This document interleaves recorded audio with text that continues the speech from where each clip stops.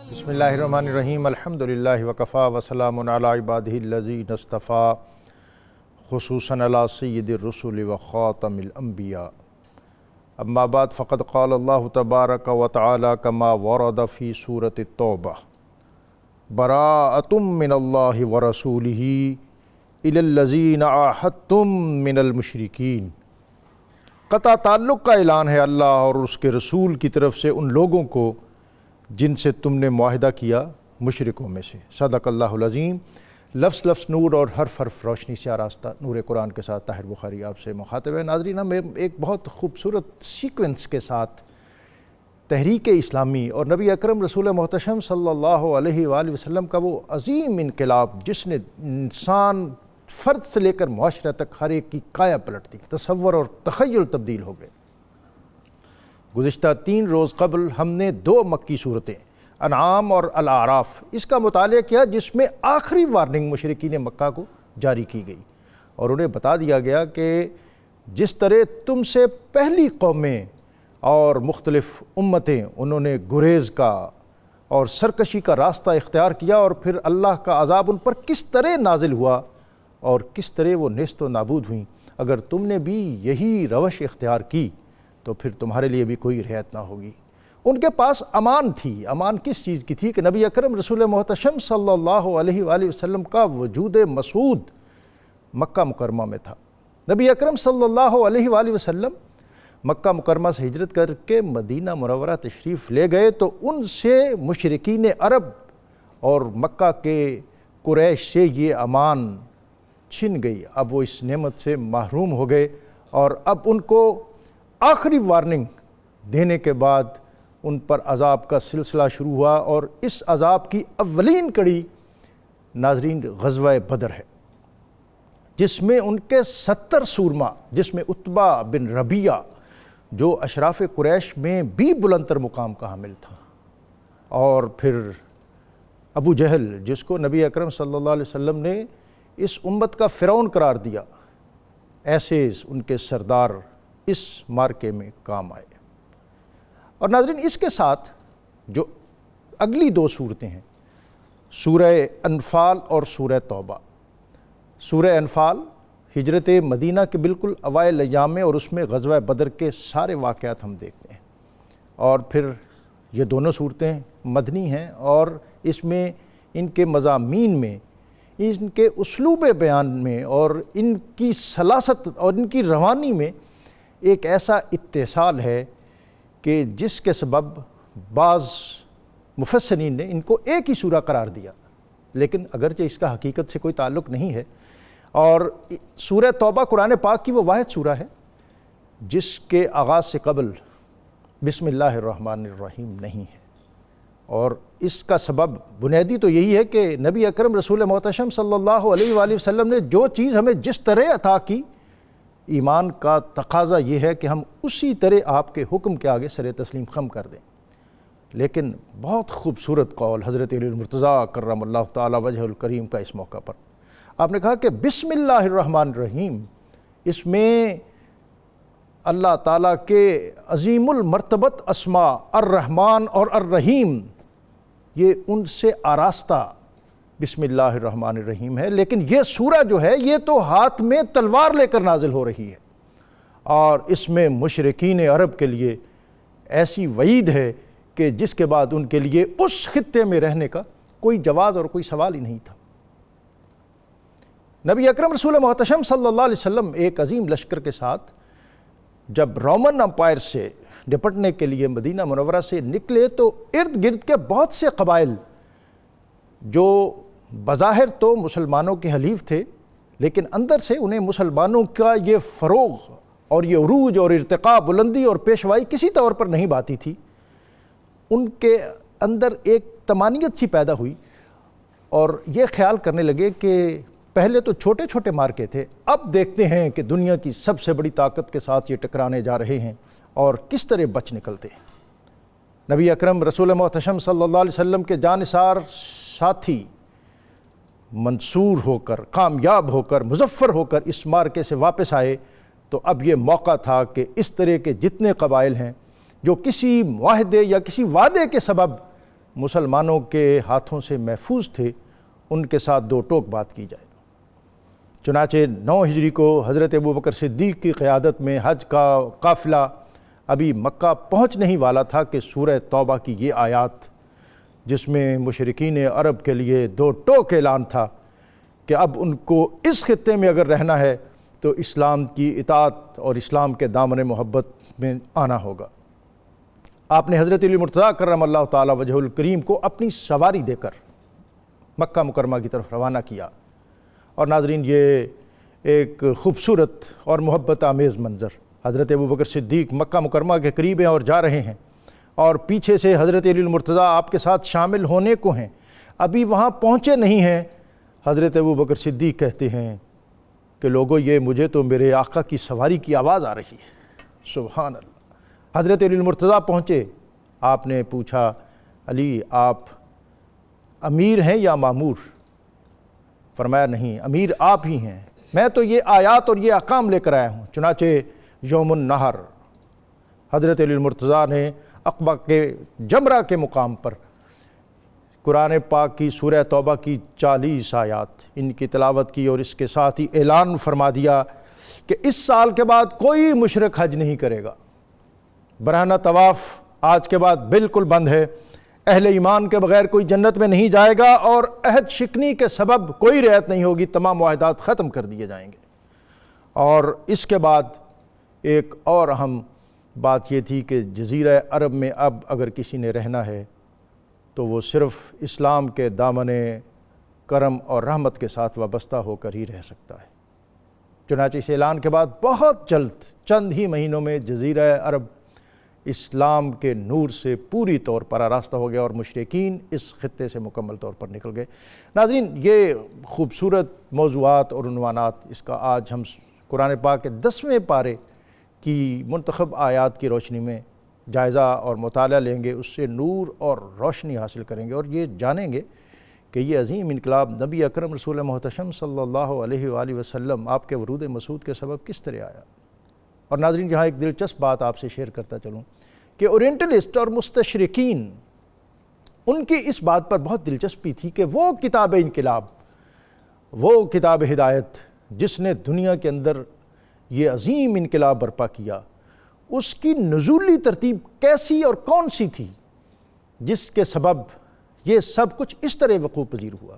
اگرچہ بعض روایات کے مطابق حضرت علی المرتضیٰ کرم اللہ تعالی وجہ الکریم آپ کے پاس بھی یہ سیکوینس موجود تھا، اور آپ فرماتے تھے کہ لوگو، مجھ سے پوچھو، میں ہوں وہ جو جانتا ہے کہ کون سی آیت کب اور کس وقت اور کس انداز اور کس اسلوب میں اور کہاں نازل ہوئی، رات کی تاریکی میں یا دن کے اجالے میں، کسی بلندی پر چڑھتے ہوئے یا کسی زینے سے اترتے ہوئے۔ یہ خوبصورت موضوعات آج ہمارے زیر مطالعہ ہیں، اور ہمیشہ کی طرح بات کرنے کے لیے ہمارے ساتھ موجود ہیں ہمارے دو بہت عظیم خطیب اور اسکالر اور عالم، علامہ مفتی محمد فاروق القادری صاحب، علامہ مفتی محمد اقبال چشتی صاحب۔ اپنے ان دونوں اسکالرز کو خوش آمدید کہتے ہوئے اللہ رب العزت کی بارگاہ میں حمد کا نذرانہ پیش کرنے والے حافظ محمد عبید اللہ، ان کو بھی خوش آمدید کہتا ہوں۔ اسماء حسنہ میں سے ایک اسم مبارک الرافع، بلندیاں عطا فرمانے والا۔ اس اسم مبارک کی برکت یہ ہے کہ جو شخص کثرت کے ساتھ اس اسم کا ورد کرے، اللہ تعالیٰ اس کو ہر میدان میں کامیابی عطا کرتا ہے۔ مفتی صاحب، آج کا موضوع، سارے موضوعات بہت پر نور ہوتے ہیں، اور میں خود اس پہ بڑا اپنے آپ کو خوش قسمت سمجھتا ہوں کہ قرآن پاک کے مطالعہ کی یہ جو ہمیں سیکوینس اور جس طرح یہ ساری چیزیں میسر آ رہی ہیں، ہمیں بہت کچھ سمجھنے الحمدللہ، اور ہمارے جو آڈینس ہیں، ناظرین ہیں، ان کا جو فیڈ بیک ہے وہ بھی اسی نوعیت کا ہے۔ ظاہر ہے اس کا بہت زیادہ کریڈٹ آپ دونوں شخصیات کو ہے۔ تو آج 10واں پارہ ہے، اور آیت 53، قوموں کے عروج و زوال، اور اقبال نے کہا تھا کہ خدا نے آج تک اس قوم کی حالت نہیں بدلی، نہ ہو جس کو خیال آپ اپنی حالت کے بدلنے کا، حتیٰ یغیر ما بانفسہم۔ بسم اللہ الرحمن الرحیم۔ ڈاکٹر صاحب، آپ نے بالکل بجا فرمایا۔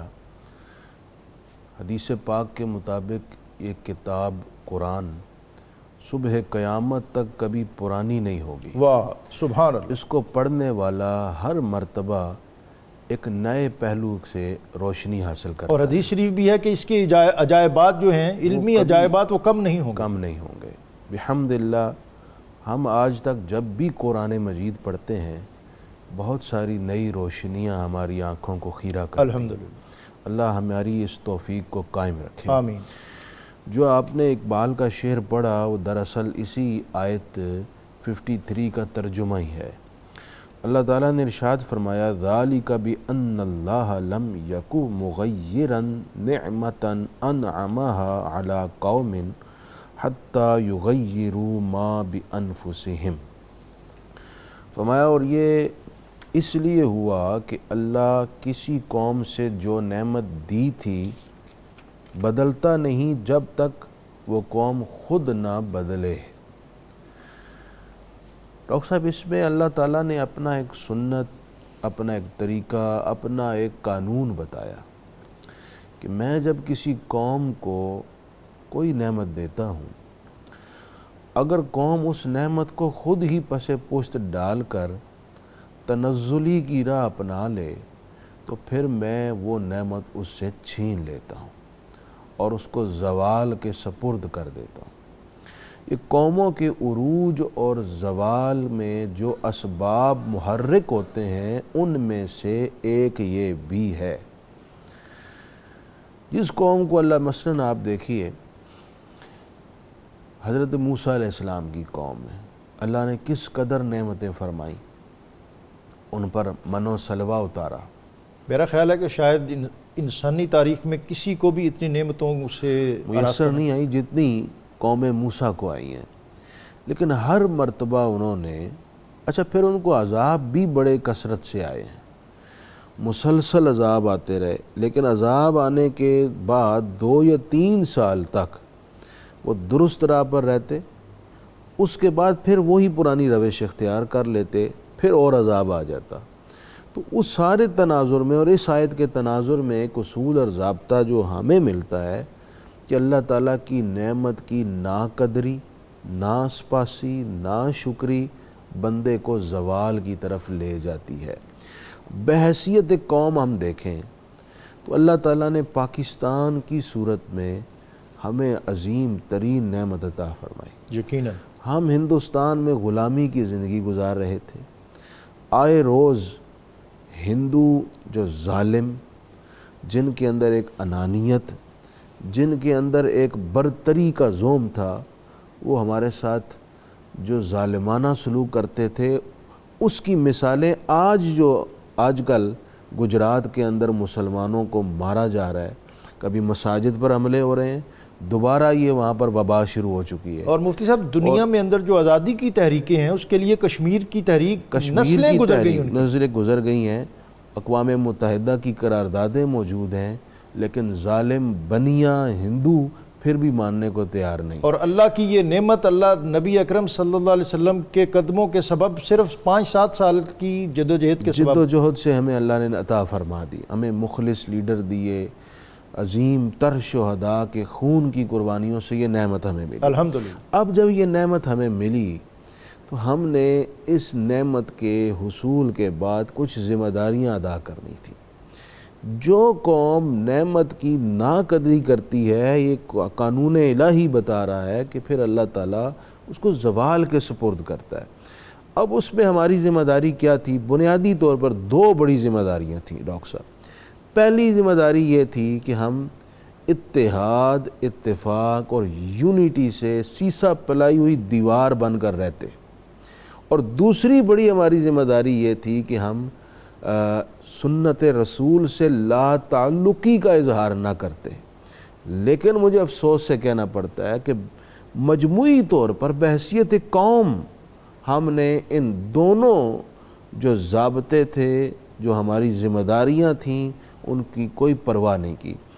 یونٹی کا عالم آپ دیکھیے، شاید ہی دنیا کے کسی ملک میں اتنی گروہ بندی ہو، اتنی منافرت ہو جتنی ہمارے یہاں. وہ اقبال نے کہا تھا فرقہ بندی ہیں کہیں اور کہیں ذاتیں ہیں، کیا زمانے میں پنپنے کی یہی باتیں ہیں. آپ کی یہ حکمت آمیز باتیں میں چاہوں گا میں دوبارہ پھر آپ کی خدمت میں حاضر ہوں. میں مفتی اقبال چشتی صاحب کو گفتگو میں شامل کر لوں. وَعِدُّوا لَهُم مَّا اسْتَطَعْتُم مِّن قُوَّةٍ، اسلامی ریاست کے دفاع کے لیے جدید ٹیکنالوجی کے حصول کا باقاعدہ یہ حکم الہی ہے؟ بسم اللہ الرحمن الرحیم۔ یہ سورہ انفال کی آیت نمبر 60 ہے، اور نبی اکرم صلی اللہ علیہ وسلم نے اپنی امت کو مزاج یہ دیا ہے کہ من لا غیرت لہ لا ایمان لہ، جس میں غیرت نہیں ہے وہ صاحب ایمان ہی نہیں ہے۔ رسول اللہ علیہ السلام کے ہر نوکر کے اندر غیرت کا ہونا ضروری ہے۔ قرآن مجید کی اس آیت میں بتایا جا رہا ہے کہ اپنے دشمنوں کے حوالے سے ہر قسم کی تیاری کر کے رکھو، پاورفل رہو۔ ہر وہ چیز جو جنگ میں تمہیں فائدہ دے، ہر وہ چیز جو تمہیں قوت دے جنگ میں، وہ تمہیں ہر وقت تیار رکھنا چاہیے۔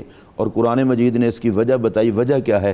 ترہبون بہ عدو اللہ و عدوکم، تمہاری تیاری اتنا ہو کہ دشمن تمہیں دیکھ کے ڈر جائے۔ اللہ اکبر۔ ڈاکٹر صاحب، یہ جو قرآن مجید نے مزاج دیا ہے نا، واہ۔ کوئی مسلمان جس کا قرآن پر ایمان ہو وہ دشمنوں سے ڈر نہیں سکتا۔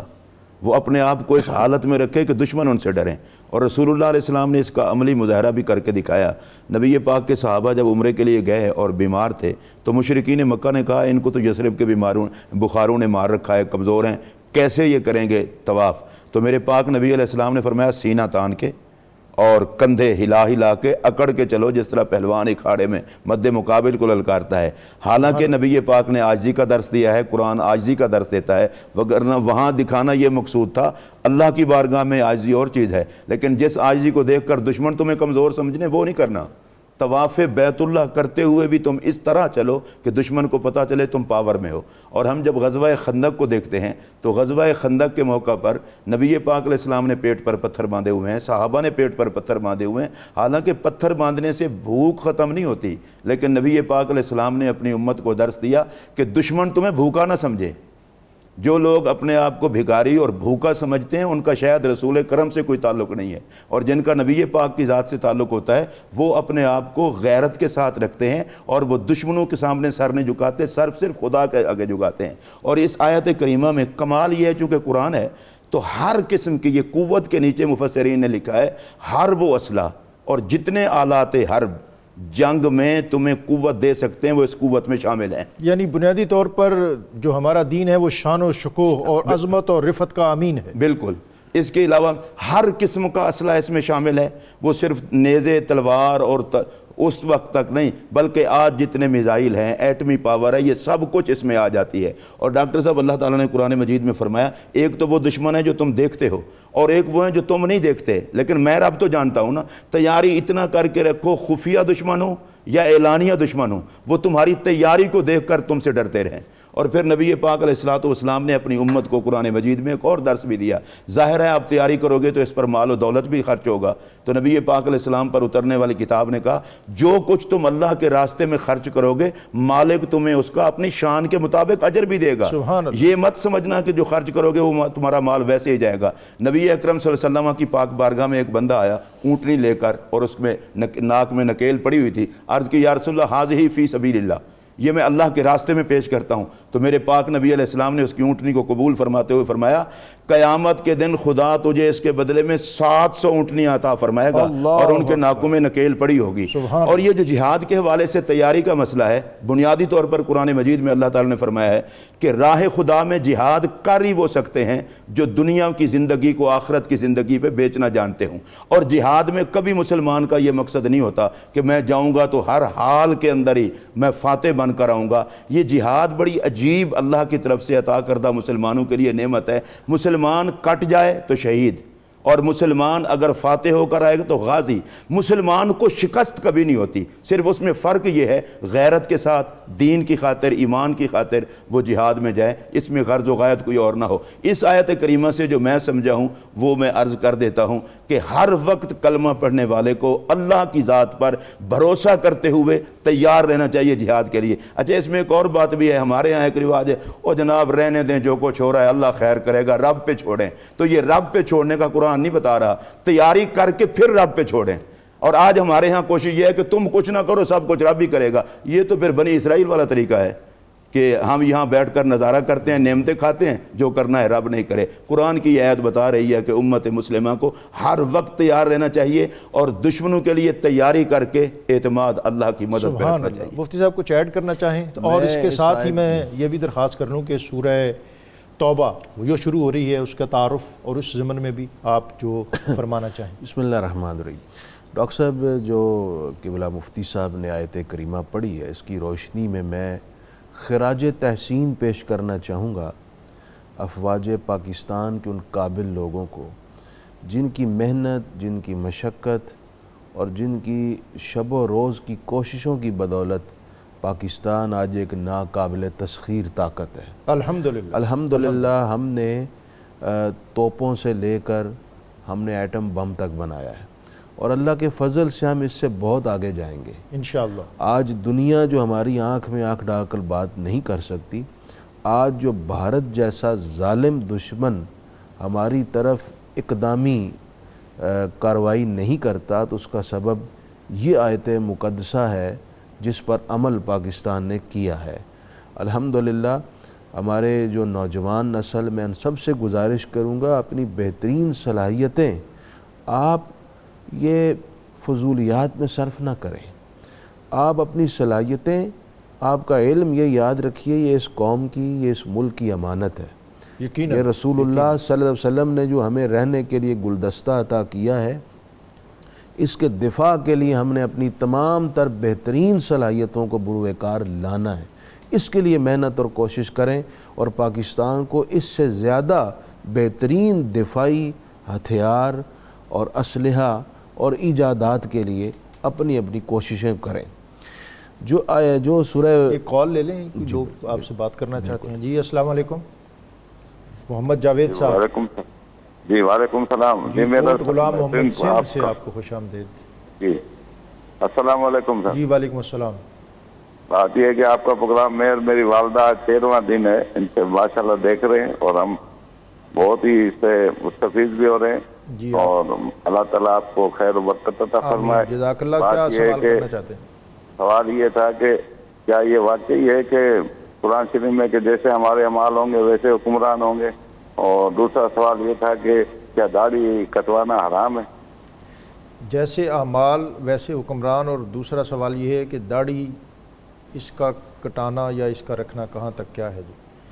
جی ایک اور کالر ہیں ہمارے ساتھ، اللہ دیتا شاکر صاحب وہاڑی سے. یہ ہمارے مستقل کالر ہیں. جی خوش آمدید آپ کو اللہ دیتا صاحب. بہت شکریہ جی. پپلی اڈا وہاڑی سے اللہ دیتا شاکر سنگا پوری آپ ٹیم کو سلام عرض کرتا ہے. اور سوال یہ ہے کہ جو حدیث کی پہلی کتاب ہے موطا، وہ امام مالک کے وہی امام مالک ہیں جو ائمہ اربعہ میں شامل ہیں، اور اس سے پہلے جو ایک حدیث کی کتاب سعد کا جس کا نام تھا، اس کو کس نے مرتب اور ترتیب دیا تھا؟ یہ اللہ دیتا شاکر صاحب بڑا کوئی علمی قسم کا سوال تلاش کر کے لاتے ہیں. جی ہمارے علماء اس پر بات کریں گے کہ موطا امام مالک، یہ حضرت امام مالک جو محدث ہیں انہی کی ہے، اور ظاہر ہے یقیناً بالکل یہ تو اوائل درجے اور اوائل عرصے کی ہستی ہیں. ایک اور کالر ہے ہمارے ساتھ جی ذوالفقار صاحب. السلام علیکم. وعلیکم السلام. جی آزاد کشمیر سے ذوالفقار صاحب آپ کو خوش آمدید. ویلکم جی. آپ کا پروگرام میں بڑے عرصے سے سنتا ہوں. اللہ تعالیٰ آپ لوگوں کو خوش رکھے اور 92 نیوز کو ہمیشہ قائم اور دائم رکھے. آپ واحد چینل، میری نظر میں تو واحد چینل ہے جو حقیقت پہ اپنی بات کرتا ہے اور حقائق سامنے لاتا ہے، اور دین کو بھی پھیلانے میں بڑا اہم کردار ادا کر رہا ہے. جی بالکل. اللہ تعالیٰ آپ اور آپ کی ساری ٹیم کو خوش رکھے اور سلامت رکھے. سوال کیا ہے آپ کا؟ میرا سوال ایک تو یہ ہے کہ یہ جو آج کل ہمارے ملک پاکستان پہ زوال آیا ہوا ہے، کیا ہم اس آیت کی روشنی میں اسی زمرے میں تو نہیں آ رہے جو نعمت کا مطلب ہے ہم نہیں وہ قدر نہیں کر رہے، تو ہم سے یہ ملک چھینا جا رہا ہے؟ ہمارے علماء اس پر بات کریں گے جی انشاءاللہ. دوسری یہ میری ایک ریکویسٹ ہے کہ آج جو ہے نا اس رمضان کے بابرکت مہینے میں ملک پاکستان کی سلامتی کے لیے ایک اسپیشل دعا کی جائے میری طرف سے. جی انشاءاللہ ملک پاکستان کی سلامتی کے لیے ہر دم، ہر لمحہ، ہر لحظہ دعا ہے. اور بالخصوص جب ہماری افطار ٹرانسمیشن افطار کے قریب ہوتی ہے تو مفتی محمد فاروق القادری صاحب اس وقت قصیدہ غوثیہ پڑھتے ہیں، اور پھر خصوصی دعا کا اہتمام ہوتا ہے، اور وہ قبولیت کی گھڑیاں ہوتی ہیں جس میں ملک و ملت کے لیے، اسلام کے لیے، انسانیت کے لیے خیر فلاح اور بھلائی کی بات ہوتی ہے. ایک اور کالر ہے ہمارے ساتھ جی. السلام علیکم. وعلیکم السلام. ڈاکٹر صاحب محمد اسلم کر رہا ہوں. جی اقبال نگر سے محمد اسلم صاحب آپ کو خوش آمدید. Thank you sir.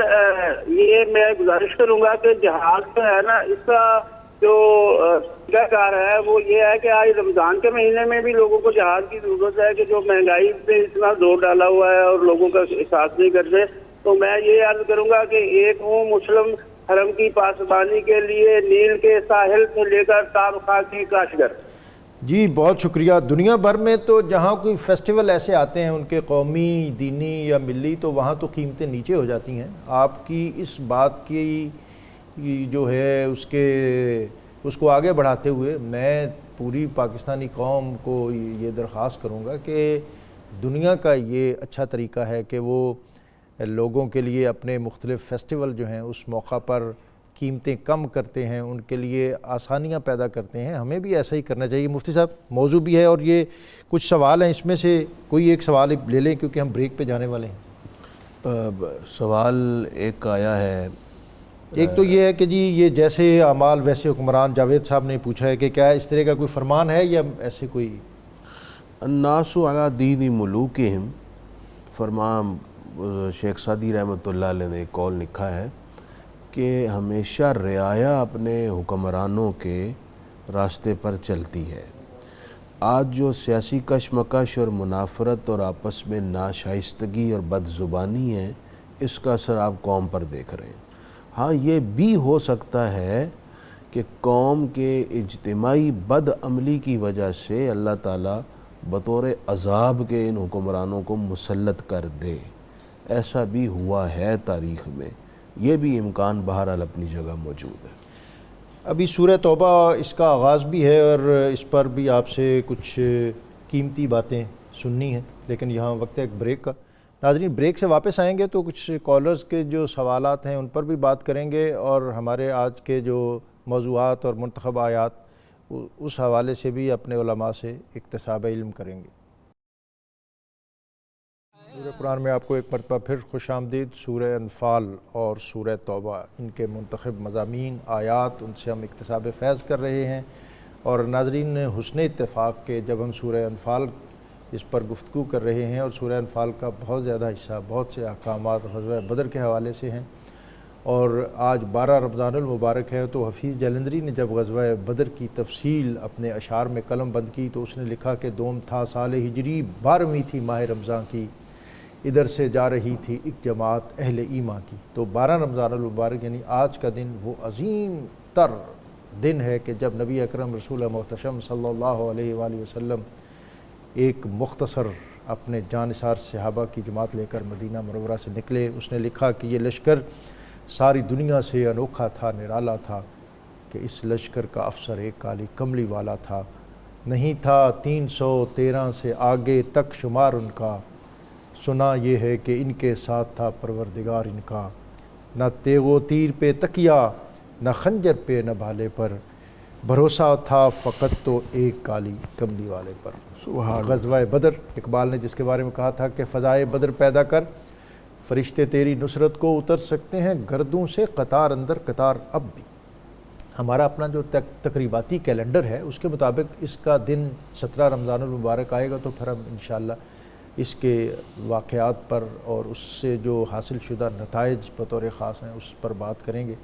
آج صرف اس امر کو انڈورس کرنے کے لیے کہ ہمارے جو موضوعات چل رہے ہیں اس میں سورہ انفال قرآن کے اندر غالب حصہ سورہ جو غزوہ بدر کے حوالے سے اس میں بیان ہوا ہے، تو ہم اس چیز کو بھی رجسٹرڈ کریں اور ہمارے قارئین، ناظرین اور سامعین وہ بھی ان چیزوں کو اپنے ذہن میں تازہ رکھیں کہ کون کون سے واقعات قرآن پاک کے کس کس حصے میں ہیں. مفتی صاحب کچھ سوال تھے، آپ اس پر کچھ بات کر دیں اور اس کے بعد ہم آگے چل رہے ہیں. مشرکین کے ساتھ دوستی اور ریاست کے اہم راز ظاہر کرنے کی ممانعت. مفتی صاحب ایک تو یہ انہوں نے پوچھا ہے، آپ فرما دیں کہ موطا امام مالک جو ہے اس حوالے سے امام مالک کی ہی کتاب، امام مالک ہی کی ہے، اور ایک انہوں نے دل سوزی اور دردمندی کا اظہار کیا ہے کہ قومیں جو ہیں وہ تو اپنی یکجہتی، سطوت اور شکوہ کے ساتھ ہی سربلند ہوتی ہیں، تو آپ لوگوں سے انہوں نے درخواست کی ہے کہ مستقل اپنی دعاؤں میں ملک و قوم کا استحکام جو ہے اس کو شامل رکھیں. اور جہاد کے حوالے سے انہوں نے کہا کہ جہاد کا ہم چونکہ ذکر کر رہے ہیں تو کیا جہاد جو ہے یہ بیرونی دشمنوں سے ہی کرنا ہے یا ملک کے اندر جو مہنگائی کا ایک طوفان ہے اس سے ہمیں کس طرح نپٹنا چاہیے؟ کچھ ہمیں اس طرح کی جو معاشرتی برائیاں اس حوالے سے پند و نصائح فرما دیں، اور پھر آپ کا جو اصل موضوع ابھی سورہ توبہ پر آپ کچھ فرمانا چاہیں، یا اس کے بعد پھر آیت 16 جو ہے سورہ توبہ کی، ام حسبتم ان تترکو. جناب اب یہ جتنی آپ نے باتیں میرے لیے جمع کی ہیں اس کے لیے وقت مجھے زیادہ چاہیے ہوگا. وہ آپ کے سامنے تو کوئی امر رکاوٹ بن ہی نہیں سکتا. دیکھیں جی، جہاں تک ہماری معاشرتی ذمہ داری کی بات ہے، یقیناً جہاد کا چونکہ لفظی معنی جد و جہد اور کوشش ہے، تو ہمیں کوشش کرنی چاہیے انفرادی سطح پر بھی، اور اجتماعی سطح. انفرادی سطح پر ہماری کوشش یہ ہے کہ ہم اپنی ذات کی حد تک دوسروں کو ریلیف دیں. کسی کو کوئی ہمارے پاس کسٹمر آیا، ہم اسے صحیح بات بتائیں، اچھی چیز اسے دیں، اور جتنی رعایت کر سکیں خصوصاً کسی غریب کے ساتھ ضرور کریں. اور کچھ ذمہ داریاں ہماری حکومت وقت کی ہیں کہ وہ مہنگائی پر کنٹرول کے لیے جو کچھ تدابیر اختیار کر سکتے ہیں سڑ توڑ کوشش سے وہ کریں. اچھا، ہمارے ہاں چونکہ ہم ایپ جوئی کی طرف زیادہ متوجہ ہوتے ہیں، مفتی صاحب میں نے یہ رمضان بازار جو ہیں ان کا جائزہ لیا ہے. مارکیٹ ریٹ کا اور رمضان بازار کا 50% کا فرق. اور میں مثال دے دوں، آلو جو ہے مارکیٹ میں 45 سے 50 روپے ہے اور رمضان بازار میں 18 سے 20. لیکن ڈاکٹر صاحب کوالٹی کا بہت فرق ہوتا ہے. یہ ہے نہیں، میں کوالٹی کی بھی بات کر رہا ہوں. رمضان بازار میں جو اہتمام ہے اور جو چیزیں دستیاب ہیں وہ ایک عام آدمی اس کو استعمال کر سکتا ہے. کوئی ایسی سب سٹینڈرڈ چیزیں بھی نہیں ہیں، اور گورنمنٹ اس کو بڑی مانیٹر بھی کر رہی ہے. مضر صحت نہیں ہے. نہیں، وہ گورنمنٹ اس کو مانیٹر کر رہی ہے. اب 2 دن پہلے ہماری جو پنجاب کی چیف سیکرٹری وغیرہ ہیں انہوں نے شادمان کا جو رمضان بازار ہے اس کا جائزہ لیا ہے. تو میں عرض یہ کر رہا ہوں کہ جہاں کوئی اچھی چیزیں ہیں ان کی تحسین بھی کرنی چاہیے. بہت صحیح فرمایا آپ نے، اور یہ ہمارا قومی مزاج بن گیا ہے. ہم نیگیٹیویٹی کو زیادہ پروموٹ کرتے ہیں. اللہ تعالیٰ جزائے خیر دے. اور یہ سرکاری بات زیادہ نہ ہو جائے. پنجاب کا ہر ڈسٹرکٹ جو ہے وہاں ایک ایڈمنسٹریٹو سیکرٹری جو ہے اس کی ڈیوٹی لگی ہے کہ وہ ان رمضان بازاروں کو جا کر چیک کرے. ریٹ لسٹ باقاعدہ آویزاں ہیں، اور جو کوالٹی وہاں دستیاب ہے، ان چیزوں کو کوالٹی کو انشور کرنے کے لیے گورنمنٹ جو ہماری سول ایڈمنسٹریشن ہے اس نے بہت زیادہ اپنی توانائیاں اس پر لگائیں. قابل تحسین عمل ہے. اس کے باوجود ظاہری بات ہے بڑا ملک ہے، کچھ کمی ہر آدمی وہاں رہ پہنچ نہیں جاتی ہے. سکتا. جی ہاں ڈاکٹر صاحب، سورہ توبہ کا جو میں ایک ابتدائی تعارف تھوڑا سا پیش کر دوں. ایک تو آپ نے شروع میں ذکر فرمایا مشرکین سے جو معاہدے تھے وہ ختم کر دیے گئے، لیکن وہ مشرکین جو اس سے قبل مسلمانوں کے ساتھ کوئی عہد شکنی نہ کیے ہوئے تھے ان کے ساتھ معاہدے قائم رکھے گئے اور 4 مہینے کی مہلت دی گئی. دوسری بات یہ ہے، آپ صلی اللہ علیہ وسلم نے بصرہ کے حاکم کو خط لکھا، دعوت اسلام دی، اس نے حضور کے قاصد کو قتل کر دیا. اسی طرح کچھ اور علاقے کے بھی حکماء نے ایسا ہی کیا. آپ صلی اللہ علیہ وسلم نے صحابہ اکرام کو تیاری کا حکم دیا اور 3000 صحابہ اکرام کو روانہ فرمایا. لیکن بصرہ کے حاکم نے 1 لاکھ کا لشکر تیار کیا، اور اس کے ساتھ ہیرقل کا بھائی تھوڈور بھی 1 لاکھ کا لشکر لے کر آ گیا. ادھر سے 3000 مسلمان حضرت زید بن ثابت کی سربراہی میں روانہ ہوئے. اب یہ جنگ ہوئی جسے ہم جنگ یرموک کہتے ہیں، یہ ہوئی اردن کے اندر. وہاں پر ایک خطرناک دنیا کی جنگ ہوئی، لیکن ہمارا ماضی کتنا شاندار ہے. اب 3000 کے سامنے 2 لاکھ کا لشکر ہے.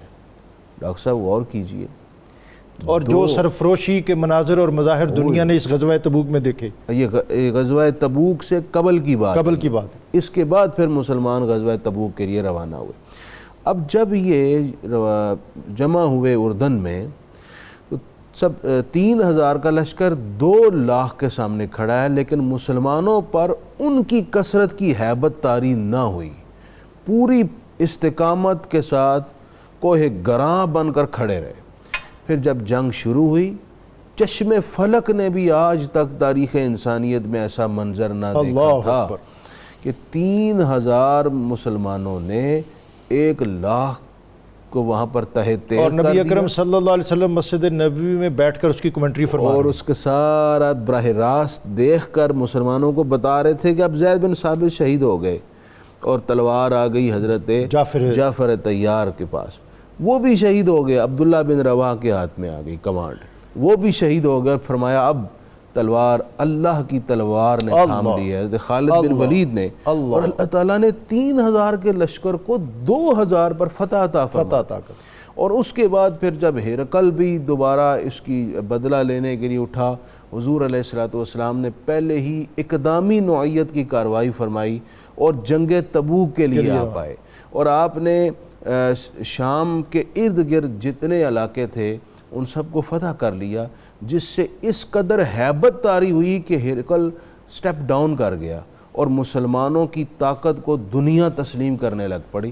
اتنا شاندار ہمارا ماضی تھا، ہم نے باوجود قسم پرسی، غربت، ضعف، کمزوری کے اللہ رسول کے حکم کے معاملے میں کبھی بھی کمپرومائز نہیں کیا۔ ایک مختصر نتیجتاً اللہ نے اٹھا بریک کا مجھے کہا جا رہا ہے، پھر اس کے بعد ہم واپس آتے ہیں۔ جی ایک مختصر وقفہ ہے ناظرین، بریک پہ ہم جاتے ہیں۔ دور قرآن میں آپ کو ایک مرتبہ پھر خوش آمدید۔ مختصر سا وقفہ اس لیے ہے کہ وزیر اعظم پاکستان اسلام آباد میں آج میٹرو بس اس کو ممکن بنا رہے تھے کہ یہ عوام کے لیے جو سہولت ہے، بالخصوص یہ پشاور موڑ سے اسلام آباد ایئرپورٹ تک، اس کو فنکشنل کیا جائے، فعال کیا جائے تاکہ لوگ اس سے استفادہ کریں۔ مفتی صاحب یہ آیت 24 قل ان کان آباؤکم و ابناؤکم، بسم اللہ الرحمن الرحیم، اس آیت مبارکہ میں نبی اکرم صلی اللہ علیہ وسلم کو اللہ کی طرف سے فرمان ہے کہ محبوب آپ ان لوگوں کو بتا دیں کہ جب تک وہ کائنات کے تمام رشتوں اور اپنے تمام تر اموال، تجارت، مکانات، ہر چیز سے زیادہ اللہ رسول سے زیادہ، اللہ رسول کو سے زیادہ پیار نہیں کرتے اور اللہ کے راستے میں جہاد ان تمام چیزوں پر اس کو ترجیح نہیں دیتے، تو پھر یہ خدا کے عذاب کا انتظار کریں۔ اس آیت کریمہ نے اس بات کو واضح کیا ہے کہ جتنے رشتے ہیں، ماں باپ ہوں، اولاد ہو، بھائی بہنیں، بیویاں، برادری، مال، مکانات، ان سب سے زیادہ ہم نے محبت کرنی ہے اللہ سے اور اس کے رسول کریم صلی اللہ علیہ وسلم سے اور اللہ کے راستے میں جہاد کرنے سے۔ اس کا پتہ اس وقت چلتا ہے جب ایک طرف اللہ رسول کی ذات ہو اور ایک طرف پھر رشتہ داریاں ہوں۔ تو مومن وہ ہوتا ہے جو رشتہ داری نہیں دیکھتا بلکہ اللہ اور اس کے رسول کو دیکھتا ہے۔ جس آدمی میں نبی پاک صلی اللہ علیہ وسلم کی ذات سے محبت ہوگی وہ کسی اور رشتے کو محبت پر ترجیح نہیں دے گا، اور اس حوالے سے ہمارے لیے بہترین نمونے ہیں صحابہ کرام کی زندگی میں۔ چونکہ اس وقت نہیں ہے، میں ادھر نہیں جاتا۔ اب محبت کی علامات بھی کچھ ہیں، ان میں سے ایک علامت محبت کی یہ ہے جس کو میرے پاک نبی سے محبت ہوگی اسے پاک نبی کی ہر نسبت سے محبت ہوگی۔ سبحان اللہ۔ نبی پاک کے صحابہ سے پیار کرنا، نبی پاک کی اہل بیت سے پیار کرنا، حضور کے قلب اطہر پر اترنے والی کتاب سے پیار کرنا، نبی پاک کی سنت سے پیار کرنا، حتیٰ کہ حضور کی نسبت سے حضور کی امت سے پیار کرنا، یہ بھی محبت رسول کے زمرے میں سبحان آتی ہے۔ اللہ۔ اور دوسری محبت رسول کی علامت یہ ہے کہ اگر بندے کے اندر نبی پاک علیہ السلام کی محبت ہوگی تو وہ آقا کی عظمتیں سن کر، آقا کا ذکر سن کر کبھی پچھتائے گا نہیں، کبھی پریشان نہیں ہوگا یہ کہاں لکھا ہے، یہ کہاں لکھا ہے۔ یہ چکر تب پڑتا ہے جب انسان کے اندر محبت رسول نہ ہو۔ بڑی خوبصورت بات امام شارانی رحمۃ اللہ علیہ نے کی ہے، وہ کہتے ہیں سرکار کی عظمت کی کوئی بات ہو اور کوئی بندہ پوچھے کہ دلیل کا ہے، یہ کہاں لکھا ہے، تو سمجھ لیں کہ اسے اللہ نے ایمان کی دولت عطا نہیں کی۔ جس کو اللہ ایمان کی دولت عطا کرتا ہے وہ کمالات مصطفیٰ کریم علیہ السلام کو سن کر دلیلیں نہیں پوچھتا، بلکہ اسے پتہ ہے کہ اللہ نے ساری کائنات میں سب سے زیادہ جسے عزت و عظمتوں کے تاج عطا فرمائے ہیں وہ محمد عربی کریم علیہ السلام کی ذات ہے۔ ہم اگر اپنے آپ کو دیکھیں، آج کل کوئی بندہ ایسا نہیں ہے جو کلمہ پڑھتا ہو اور کلمہ پڑھنے کے بعد جس کا یہ دعویٰ نہ ہو اور یہ یقین نہ ہو کہ میں نبی پاک کا عاشق ہوں، محب ہوں، اس لیے کہ محبت رسول کے بغیر تو ایمان ہوتا ہی نہیں ہے، ہر مومن کہتا ہے۔ لیکن اس پر ہمیں یہ دیکھنا چاہیے اگر ہم محب رسول اللہ علیہ السلام کے ہیں تو ہم آپ کی سیرت اور صورت سے اکتساب فیض کتنا کر رہے ہیں۔ مومن کو چاہیے کہ وہ اس کو دیکھا جائے تو اس میں نبی کی صورت کا رنگ نظر آئے اور اس کی زندگی کو دیکھا جائے تو مصطفیٰ کی سیرت کا رنگ نظر آئے۔ ہماری کامیابی آقا سے محبت، آقا سے اتباع اور اطاعت کے حوالے سے ہے۔ ڈاکٹر صاحب آخری جملہ میں یہ کہوں گا، ہمارے ہاں دعوے بہت زیادہ ہیں اور اس پر عمل بہت کم ہے۔ آج ضرورت اس بات کی ہے کہ دعویٰ بھی ہو اور عمل بھی ہو تاکہ نبی پاک علیہ السلام کی امت ذلت کی بجائے عزت کے راستے کی طرف جائے۔ مفتی صاحب چونکہ وقت کم ہے تو آیت 25 میں چاہوں گا ضرور کہ آپ اس کا جو ایک خلاصہ ہے وہ ضرور دے دیں۔ لقد نصرکم اللہ، غزوہ حنین کا جو سبق آموز واقعہ اور پھر اس میں جو خود پسندی اور یہ اس طرح کے ایلیمنٹ ہیں ان کی کس طرح بے خونی ممکن ہے؟ جی بالکل ڈاکٹر صاحب، ایک تو میں تھوڑی سی کریکشن کر دوں، اس سے پہلے میں جو جنگ کا بات کر رہا تھا میرے منہ سے نکلا یرموک، وہ جنگ موتا ہے جو اردن میں ہوئی، اور اللہ تعالیٰ نے 3000 کے اسلامی لشکر کو 2 لاکھ رومی لشکر پر فتح، نصرت اور کامرانی عطا فرمائی۔ تاریخ اسلام کا شاندار ماضی ہے جس کی روشنی میں ہم اپنے مستقبل کو متعین کر سکتے ہیں۔ جو غزوہ حنین ہے اس کا ذکر آیت 25 میں ہو رہا ہے۔ یہ حنین مقام ہے مکہ اور طائف کے درمیان۔ مکہ فتح ہو گیا، ارد گرد کے بیشتر قبائل نے آ کر سرنڈر کیا، اسلام قبول کر لیا، لیکن جو حنین میں قبائل رہتے تھے جسے حوازن کہتے ہیں، اسے غزوہ حوازن بھی کہتے ہیں، وہاں بنو ثقیف رہتے تھے، یہ بڑے جنگجو تھے اور فنون حرب کے ماہرین تھے۔ انہوں نے انکار کیا اور انہوں نے کہا کچھ بھی ہو جائے ہم لوگ کسی طور پر ٹلنے والے نہیں۔ انہوں نے تیاریاں شروع کر دیں، حضور علیہ السلام کو اطلاع ملی، آپ صلی اللہ علیہ وسلم نے صحابہ اکرام کو تیار کیا، کچھ نو مسلم بھی شامل ہوئے، کچھ مکے کے کفار نے کہا جی ہم بھی آپ کی ساتھ مدد کریں گے۔ اس طرح مسلمانوں کا ایک بڑا لشکر جو تقریباً 10,000 کے قریب تھا یہ روانہ ہوا حنین کی طرف۔ جب وہاں جا رہے تھے تو راستے میں لشکر کی کثرت کو دیکھ کر بعض نو مسلم اور دیگر افراد نے ایک بات کر دی۔ وہ کیا تھی؟ وَيَوْمَ حُنَيْن اِذْ أَعْجَبَتْكُمْ كَثْرَتُكُمْ، وہ اپنی کثرت پر حنین کے دن فخر کرنے لگے، کہنے لگے اتنی بڑے تعداد والے لشکر کو بھلا کون شکست دے سکتا ہے؟ ہم تو 313 ہو کر غالب آ جاتے تھے، آج تو ہماری تعداد ہی بہت زیادہ ہے، حنین کی ہم دھجیاں اڑا دیں گے، یہ کریں گے۔ اب اس طرح کی جب باتیں ہوئیں، بڑے بول اللہ کو پسند نہیں ہے۔ اللہ رب العزت نے اس لشکر کو آزمائش میں ڈال دیا۔ وہاں گئے تو حنین کے جنگجوؤں ثقیفیوں نے تیروں کی بارش کر دی، 9 مسلم بھاگ گئے، کفار بھاگ گئے، ایون کہ صحابہ اکرام علیہم رضوان کے بھی پاؤں اکھڑ گئے۔ اس موقع پر جو ہستی ثابت قدم کھڑی تھی وہ رسول اللہ صلی اللہ علیہ وسلم کی ذات والا تھی، اور آپ کے چند مخلص، پر سارے مخلص ہیں، وفادار ہیں۔ اس موقع پر کچھ چلے گئے تھے، باقی کھڑے ہوئے تھے۔ آپ صلی اللہ علیہ وسلم کھڑے ہوئے تھے، آپ نے فرمایا انا نبی اللہ کاذب، میں نبی ہوں، اس میں کوئی جھوٹ نہیں ہے۔ سارے پلٹ آؤ، سارے صحابہ پلٹ آئے۔ پھر اللہ تعالیٰ نے حنین میں مسلمانوں کو فتح عطا فرمائی، لیکن اس میں موسٹ امپورٹنٹ میسج یہ دیا کہ بڑے بول اللہ کو پسند نہیں، عاجز بن کر رہو، اپنی طاقت پر، اپنی کثرت پر فخر نہ کرو، اللہ پر بھروسہ رکھو، اسی سے مدد طلب کرتے رہو، اسی میں تمہاری کامیابی ہے۔ مفتی صاحب صرف 2 جملے، آخری آیت ہے اور چونکہ وقت تھوڑا سا ہمارا کسی یہ آخری آیت ثانی اثنین اذ ہما فی الغار، یہ حضرت خلیفۃ الرسول بلا فصل افضل البشر بعد الانبیاء بتحقیق جناب صدیق اکبر کی عظمت کو بیان کر رہی ہے۔ ان کی شان و شوکت کے لیے اتنا کافی ہے کہ اللہ نے انہیں حضور کا صاحب ساتھی کہہ کر کے پکارا ہے، اور یہ اعزاز حضرت سیدنا صدیق اکبر کا ہے۔ اور دوسرا یہ ہے کہ نبی پاک علیہ السلام کے جتنے صحابہ ہیں وہ سب سرکار کے یار ہیں، اور صدیق اکبر یار غار ہیں۔